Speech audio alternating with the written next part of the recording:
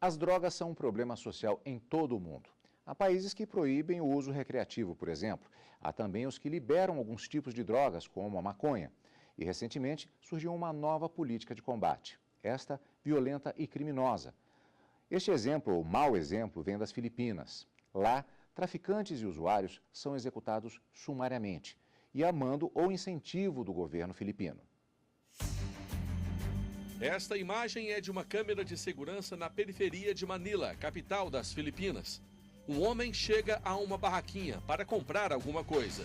Crianças passam brincando. Segundos depois, um motociclista se aproxima e atira na cabeça do homem. Ele era, segundo a polícia, um viciado em drogas. Cenas parecidas se repetiram e vitimaram 7.000 pessoas, segundo a própria vice-presidente filipina. Ela afirma que Rodrigo Duterte, o presidente, é quem ordena as mortes. Promessa de campanha: acabar com o mal das drogas. Dados oficiais apontam que o país de 104 milhões de habitantes tem 1.800.000 viciados. Duterte diz que é pelo menos o dobro. A metanfetamina é lá o que o crack é no Brasil. Um caso de saúde pública. E é a população pobre que mais sofre com o problema.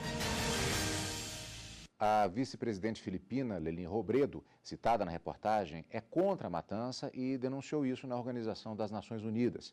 Para ela, são execuções extrajudiciais que precisam do olhar internacional para que o presidente Duterte deixe de ordenar os assassinatos. O Direito Sem Fronteiras está no ar.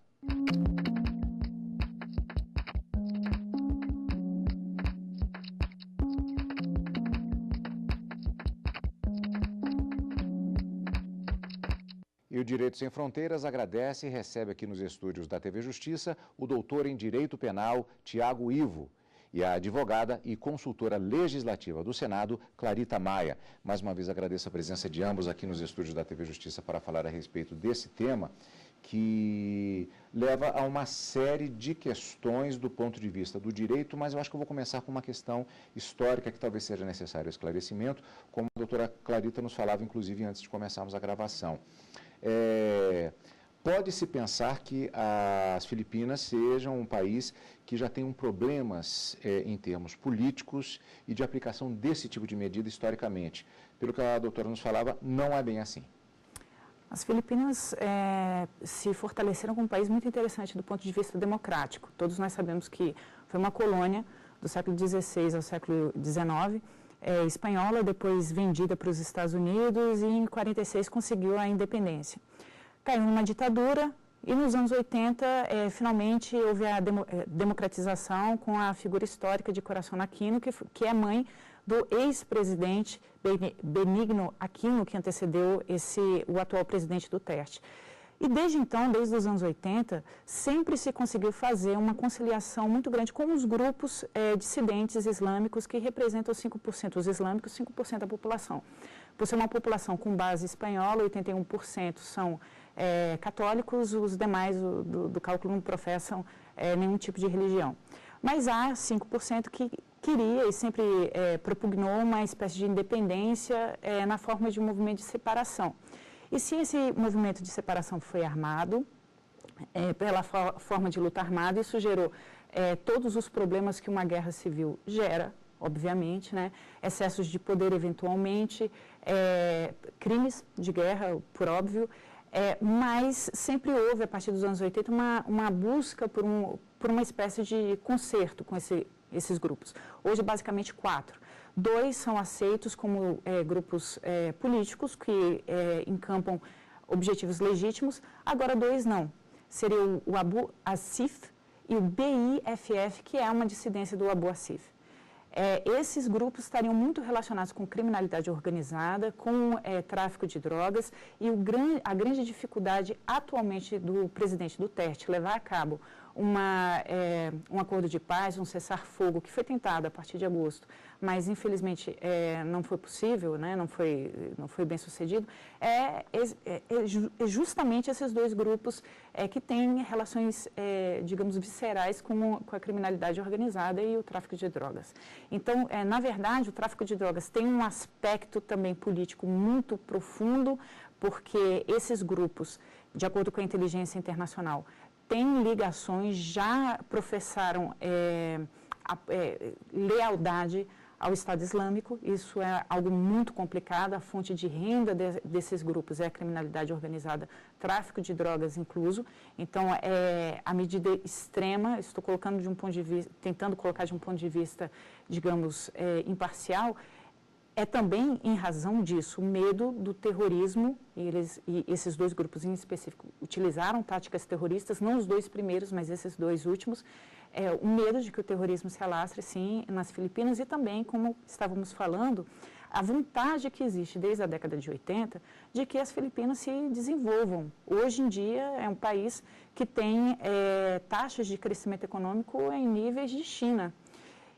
Só que esbarra no problema populacional, há uma média de 7 filhos por família, sendo que as famílias não têm condições de manter essas crianças. Existe uma crença católica, digamos assim, tradicional, muito arraigada contra qualquer tipo de prevenção à natalidade, né? Então, o que ocorre hoje em dia, em geral, infelizmente, são os filhos mais velhos dessas famílias ganharem as ruas, ficarem em situação de rua, serem aliciados para o crime organizado, se viciarem e gerarem toda uma massa que, digamos assim, propicia, infelizmente, a violência urbana e que potencializa a criminalidade organizada. Essa questão justamente dessa perspectiva dos direitos, eu gostaria de aproveitar e perguntar para o doutor Tiago a respeito de uma perspectiva jurídica, porque é uma colocação feita, um incentivo feito por um Estado filipino, pelo chefe de Estado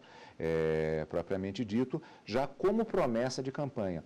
Do ponto de vista do direito como doutrina, isso já rompe com todos os princípios básicos do direito, a possibilidade de julgamento, simplesmente seriam execuções sumárias na própria definição da vice-presidente do país. O senhor concorda com essa perspectiva? Sim, os princípios básicos, não só jurídicos, como do direito penal, estão sendo afrontados, né? O direito é um processo formal, né? O Estado que deve juntar provas para depois condenar e sentenciar um indivíduo para depois prender. Então, estamos observando aí uma inversão, né, do ritmo, um Estado de direito que cede, né, a problemas de fato. E, complementando o que a Clarita estava dizendo, isso também tem um problema sério com guerrilheiros comunistas, né? O que sobrou ali da Guerra Fria, tem um montante de 5 mil guerrilheiros ali naquele país, quer dizer, é um pessoal também que usa do tráfico de drogas, né? Algo que financia, eles têm uma espécie de, para até dizer, alguns analistas já falaram isso, um problema parecido com o que a Colômbia tem com as Farc, eles têm as Farcs deles, né? Então, o que também alimenta o processo do tráfico de drogas, o viciamento da população. Um dado interessante também, a ONU soltou um relatório de drogas, o seu último Drug Report de 2016, claramente aponta para o crescimento do mercado de drogas no mundo inteiro, né? Com novas rotas surgindo. A Filipinas está sendo alvo de novas rotas pela África. O Brasil, inclusive, está realimentando essa rota. Então, há um problema crescente ali, heroína vindo do centro da Ásia para as Filipinas, o ópio está voltando com força, né? As anfetaminas estão crescendo muito nas Filipinas. Então, você tem aí um contexto de pressão populacional num país pequeno, com crime organizado, né, com esses resquícios da Guerra Fria ainda. Então, torna o país um povão, um bairro de pólvora, né? Agora, isso tudo leva justamente à possibilidade de vitória do discurso que foi apresentado em campanha e agora, como foi dito na reportagem, isso tem sido coberto pela imprensa internacional, o cumprimento dessa promessa de campanha. Nesse sentido, do ponto de vista do direito, o governo filipino ele está infringindo alguma legislação internacional?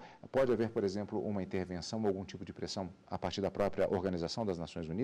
Inclusive, eu acho que a comunidade internacional pode reagir até através do Tribunal Penal Internacional, né? Acho que já tá tendo movimentos aí de que o Tratado de Roma, do TPI, ele provoca a responsabilização do indivíduo, não do Estado propriamente dito, né?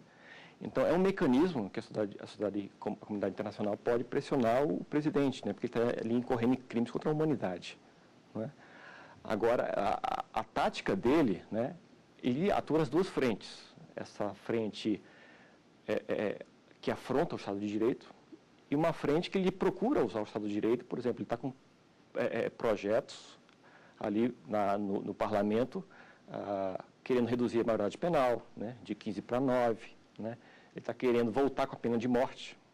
Hoje a pena de morte é aplicada informalmente, né, clandestinamente, mas ele quer formalizar isso, né, trazer de novo a pena de morte para o narcotráfico, né? E isso faz parte da agenda dele. E, curiosamente, é uma agenda repressiva, conservadora, mas, ao mesmo tempo, dados os problemas socioeconômicos do país, ela está andando paralelamente com uma agenda dele liberal, muito liberal. Ele está querendo reformar uma reforma tributária ampla, ele está querendo baixar os impostos dos mais ricos, das empresas, está querendo rever a lei de terras, aumentar o acesso de empresas estrangeiras à economia do país. Então, se vê aí dois movimentos conflitantes. A questão da infraestrutura, a pressão populacional tem provocado muita pressão na infraestrutura do país, né? Aeroportos, estradas. Ele está querendo, é a promessa de campanha também, né? Então, ele está tentando financiar um lado com o outro lado, né? Usa aquele discurso, se usa da popularidade dele, que é muito alta lá, né? E incrivelmente, ele tem um apoio muito grande da classe média filipina, né? Então, é um país que ele tem suas características bem peculiares. O primeiro bloco do Direito Sem Fronteiras, ele fica por aqui, mas é claro, existem muito mais perguntas a fazer e por isso a gente volta daqui a pouquinho.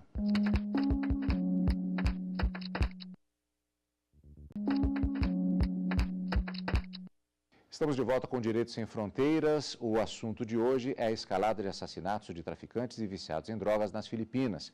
O governo filipino ordena as mortes e incentiva a população a fazer o mesmo. Eu gostaria de começar com uma frase do próprio presidente Duterte, que foi proferida, direcionada aos cidadãos do país. Se conhecerem alguns viciados, vão em frente e matem-nos, vocês próprios, já que obrigar o país a fazê-lo seria demasiado doloroso. Só essa frase, ela já não mereceria uma condenação da comunidade internacional e da própria Organização das Nações Unidas? Com certeza, esse é um incentivo à criminalidade, né? As Filipinas são parte da maioria dos atos internacionais de direitos humanos e, como partícipe muito ativo da comunidade de nações, sabe muito bem quais são os seus deveres, né, nessa comunidade, sem dúvida alguma. Inclusive, esse tipo de fala abriu a oportunidade de ações de justiceiros, né, nas Filipinas. A cena que vocês apresentaram na vinheta do começo do programa, salvo o melhor juízo, era uma ação de justiceiro, não propriamente de policiais, que juntamente com o incentivo oficial do governo, também tem os seus problemas de corrupção, de falta de comando interno, ou seja, o que se faz com esse tipo de proposta ou de mandamento de fato, desencadear forças que talvez não se controle da forma como se deveria. De fato, isso é uma atitude que desrespeita todo o brio de um alto dignatário de Estado. Aliás, diga-se de passagem, isso não serve, inclusive, para disfarçar, por exemplo, tudo indica pela investigação, e há uma distância, inclusive física, para termos acesso a essas informações, que se tratava de ação de um justiceiro. Mas ações como essa, muitas vezes, podem pura e simplesmente ser brigas de gangues, lutas localizadas que não têm nenhuma relação sequer com essa postura política adotada pelo Estado. Ou seja, isso não é um incentivo a uma violência generalizada, ao contrário do que, em princípio, que a própria população poderia querer? Sim, o Estado ele tem que se arrogar, ele tem que exigir para si o monopólio legítimo da violência, né? O Estado não está conseguindo fazer isso, né? E para haver um sistema de cooperação em massa, a população tem que perceber que o Estado está fazendo sua parte, né? Então, onde a normalidade é a regra, né, as prisões e a polícia tornam-se também a regra, não é? Deviam ser a exceção, né? Então, as prisões tornam-se não deixam de ser os lugares da vergonha e deixam a fazerem parte da rotina social. Então, eles têm ali uma matriz de problemas. Por exemplo, o próprio presidente filipino, ele criticou bastante a sua polícia, né? A polícia filipina, assim como nós observamos como padrões no Brasil e na Colômbia, tem agenda própria. Ela também capitaliza nesse mercado de drogas, né? Com esse choque com essas organizações. Então, ela tem agenda própria, ela mata muito também. Mas o próprio presidente filipino enfrentou a polícia: vocês são muito corruptos, né? Ele chegou a falar que 40% da força policial era corrupta. Tanto que hoje eles têm uma força autônoma, eles têm um DEA deles, né? Um Drug Enforcement Agency deles, que hoje está atuando e está tendo um conflito dessa força independente, essa agência governamental independente com a polícia. Então, quer dizer, é mais elementos para esse caldeirão. Não há nenhum posicionamento até agora por parte da comunidade internacional com relação a essa situação? Sim, a Comissão Especial da ONU sobre Execuções Extrajudiciais já se manifestou no sentido de que rechaça e precisa de mais informações, só que a comissária internacional especializada foi proibida de entrar no país. Isso, com certeza, já levanta uma suspeita muito grande de que realmente está havendo práticas de execução extrajudicial.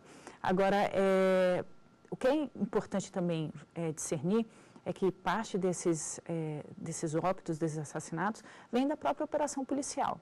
No entanto, no embate de forças, né? No entanto, há denúncias de que os policiais, mesmo depois de rendidos, né, executam, de fato, o que não era, é totalmente ilegal, e que, mesmo diante de provas, não há uma espécie de auditoria ou de julgamento interno desses servidores. Estaria aí o grande problema, né? Não os danos colaterais de uma ação policial, porque esses danos ocorrem, mas essas execuções específicas, depois de rendidos ou mesmo nas prisões, sem nenhuma razão plausível, por óbvio, né, essas pessoas serem executadas.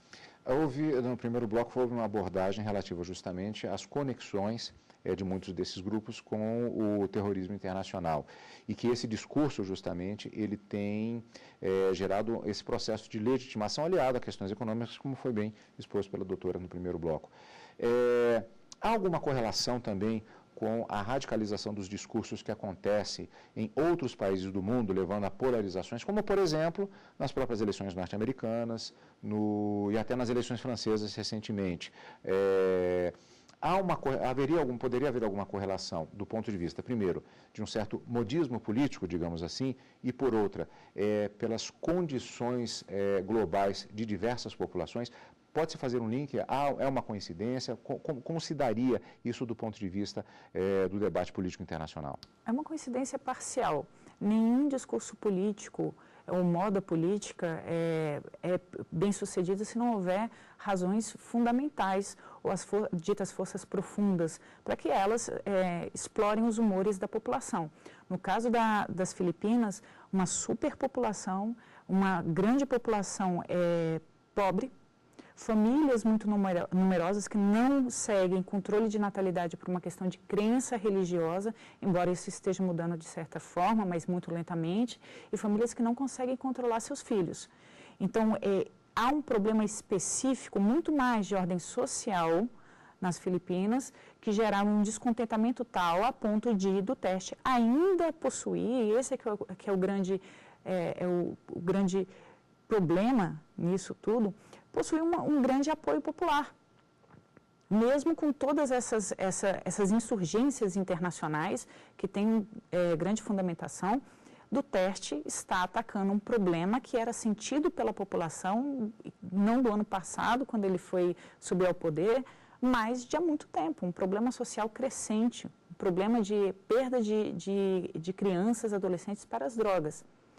Agora, friso, dos 4 movimentos hoje de secessão ou ditos revolucionários que tiveram alguma conexão realmente com o comunismo, mas que tem uma vertente mais islâmica, apenas 2, Abu Sayyaf e BIFF, que é é uma dissidência, são de fato bandit groups, né? Ou seja, grupos que têm relações viscerais com a criminalidade organizada. Os demais são compreendidos como legítimos interlocutores políticos e, inclusive, acenaram a vontade de se transformar em partidos políticos e aceitaram não a secessão, mas uma convivência na República Filipina de uma forma mais autônoma.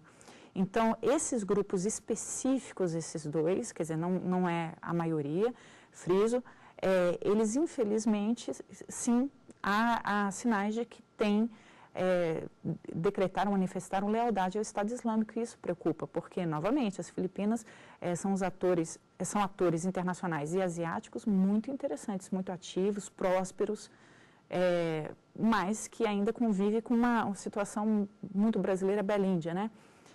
Uma situação de muita prosperidade por um lado e um bolsão de pobreza muito grande. Aí eu faço a pergunta que a professora fica à vontade também para prosseguir também nessa questão. Exatamente por essa condição colocada, não se corre o risco também de você ter um efeito de se, digamos assim, vou usar uma expressão popular, se a moda pega, esse amplo apoio caracterizado justamente gerado por essas condições socioeconômicas. Isso não pode fazer com que outros países, inclusive do círculo de influência das próprias Filipinas, adotem medidas parecidas e esse padrão passar a ser adotado também em outros países?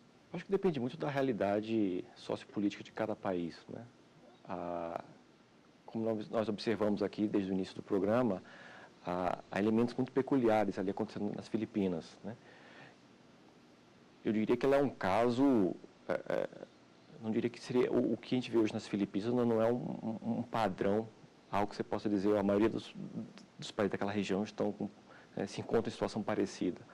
Eu acho difícil você pensar num efeito dominó, né? Outros estadistas adotando esse tipo de estratégia, né? Ele tá se utilizando da popularidade dele, ao mesmo tempo em que tenta reformas para aumentar o orçamento do Estado, porque ele precisa fazer reformas de infraestrutura, né, por causa desse problema demográfico que eles têm lá. Tem o crime organizado, que se alimenta do mercado, do narcotráfico, né? Então, ele meio que está transformando isso num discurso político, num jogo político e jogando para a população, e a população está dando legitimidade ao arranjo. Está dando legitimidade ao arranjo, né? Então, você tem ali um equilíbrio muito peculiar nas Filipinas, que é difícil de você pensar, isso pode acontecer em outros lugares, acho difícil. Eu insisto justamente nessa questão, que talvez seja o mais assustador. A legitimidade ao arranjo. Esse discurso, eu insisto, ele não é bastante perigoso? Esse discurso não, esse contexto, essa situação específica? Todo contexto populista é muito perigoso. Historicamente, a Europa, a Ásia, a América Latina já provou isso.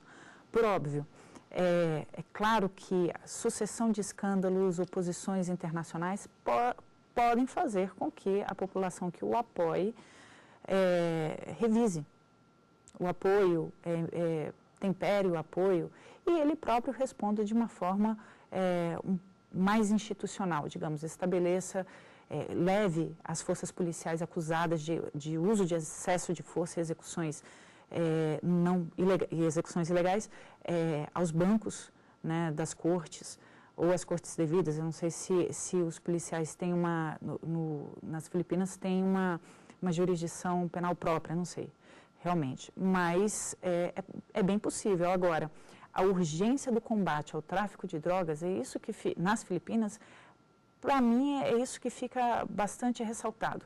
A população sentiu necessidade disso, de certa maneira, e infelizmente apoia de uma forma torta, não da forma como o direito, mesmo o direito internacional, prescreve. Questões que, como sempre, elas apenas mostram uma pincelada a respeito de um problema específico dentro dos objetivos do programa Direitos Sem Fronteiras e que fica aberto o debate, a oportunidade que tenhamos posteriormente de voltar, inclusive, a esse tema que vai muito além das próprias fronteiras daquele país, das próprias fronteiras das Filipinas. Quero agradecer muito a participação de ambos aqui no nosso programa Direitos Sem Fronteiras. O nosso programa de hoje está acabando. terminamos agradecendo mais uma vez ao doutor em Direito Penal, Tiago Ivo, e advogada e consultora legislativa do Senado, Clarita Maia, pela presença aqui nos estúdios da TV Justiça. E obrigado também a você que nos acompanhou. Reveja este e outros programas pelo nosso site, tvjustiça.jus.br. O nosso e-mail é direitosemfronteiras@stf.jus.br. Até o nosso próximo encontro.